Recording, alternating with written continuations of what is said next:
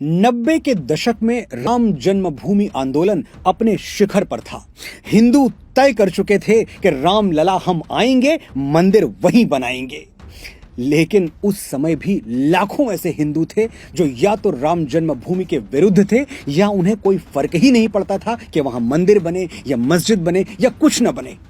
कुछ इंटेलेक्चुअल हिंदू तो यहां तक आइडिया दे रहे थे कि मंदिर मस्जिद दोनों छोड़ो, वहां स्कूल बनवा दो या फिर अस्पताल बनवा दो। अब स्कूल और अस्पताल तो कहीं भी बन सकता है और बनना ही चाहिए, लेकिन उसके लिए भगवान श्री राम को उनकी जन्मभूमि से निकालना क्यों जरूरी था, इस सवाल का जवाब इंटेलेक्चुअल्स आज तक नहीं दे पाए।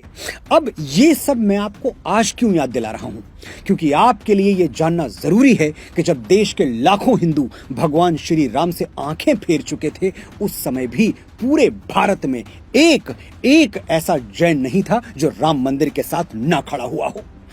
100% जैन समाज राम मंदिर के समर्थन में था। मीनाक्षी जैन जैसी हिस्टोरियंस ने साफ शब्दों में कह दिया था कि बाबरी मस्जिद श्री राम मंदिर के अवशेषों पर बनाई गई थी।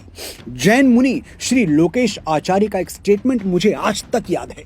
मुनि ने कहा था, राम मंदिर अयोध्या में नहीं बनेगा तो क्या मक्का में बनेगा। 9 नवंबर 2019 को सुप्रीम कोर्ट ने वर्डिक्ट दे दिया कि अयोध्या में राम मंदिर बनेगा। इस फैसले के स्वागत में जितने ढोल नगाड़े हिंदुओं ने बजाए, उतने ही उल्लास के स्वर जैन समुदाय से भी सुनाई दिए। अहमदाबाद में जैनों ने राम मंदिर निर्माण के लिए 24 किलो चांदी की ईंटें दान कर दी। और यह कोई अकेली घटना नहीं थी। गूगल पे 10 मिनट बैठिए, ऐसे सैकड़ों किस्से मिल जाएंगे। अनगिनत ऐसे उदाहरण हैं जिनसे यह सिद्ध होता है कि जैन समाज उस वक्त भी हिंदुओं के साथ, श्री राम के साथ खड़ा रहा जब लाखों हिंदू सेकुलर हो गए थे। तो आज जब जैन आस्थाओं को हिंदू समर्थन की जरूरत है, तो क्या हम उनके साथ नहीं खड़े होंगे। सम्मेद शिखर, श्री सम्मेद शिखर, जहां 24 तीर्थंकरों में से 20 ने मोक्ष प्राप्त किया, ऐसी पवित्र धरा को बाजार में बदलने का सरकारी षड्यंत्र रचा जा रहा है। झारखंड सरकार श्री सम्मेद शिखर को विश्व प्रसिद्ध पर्यटन स्थल बनाना चाहती है। सुनने में अच्छा लग रहा है ना, विश्व प्रसिद्ध पर्यटन स्थल। तो यह भी जान लीजिए कि पर्यटन स्थल बनते ही सम्मेद शिखर में क्या क्या बदल जाएगा। जैनों का यह पावन तीर्थ रातों रात एक रिक्रिएशनल सेंटर हो जाएगा। नए कंस्ट्रक्शन के नाम पर युग युगांतर से अविचल खड़े हुए पर्वत खोद डाले जाएंगे। तीर्थ स्थल के आसपास मधुशालाएं खुल जाएंगी। भाई, शराब पिए बिना रिक्रिएशन कैसे होगा। होटल्स खुलेंगे, रेस्टोरेंट्स खुलेंगे, जहां बेरोक टोक अंडा, मछली, मांस सब कुछ मेन्यू में पेश किया जाएगा। अहिंसा और पवित्रता जैसे मानवतावादी जैन सिद्धांतों की धज्जियां उड़ा दी जाएंगी। सम्मेद शिखर को मॉडर्न बनाने के नाम पर उसकी शुचिता को भंग कर दिया जाएगा, नष्ट कर दिया जाएगा। और दुख यह है कि यह सब हम हिंदुओं की आंखों के सामने होगा। हम हिंदू जो 24 तीर्थंकरों के आगे सर झुकाते हैं, महावीर स्वामी को वही मान देते हैं जो अपने देवी देवताओं को दिया जाता है। हम जो राम मंदिर के लिए जैनों के ऋणी हैं। और जैन कौन है, एक बार यह भी जान लीजिए।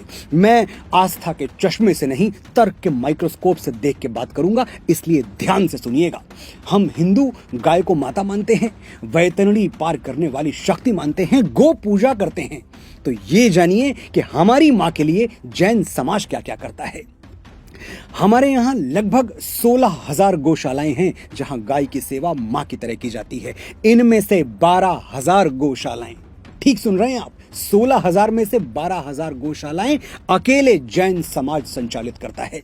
देश में होने वाले कुल दान का 62% हिस्सा भगवान महावीर के यही अनुयायी दान करते हैं।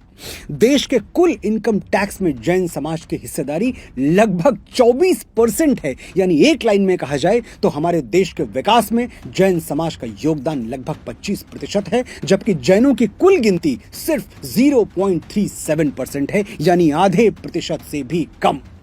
हाइपोथेटिकली सोच के देखिए, अगर सम्मेद शिखर का अपमान जैनों ने दिल पर ले लिया और देश को दिया जाने वाला अपना सारा योगदान रोक दिया, तो यह कितनी बड़ी दुर्घटना होगी।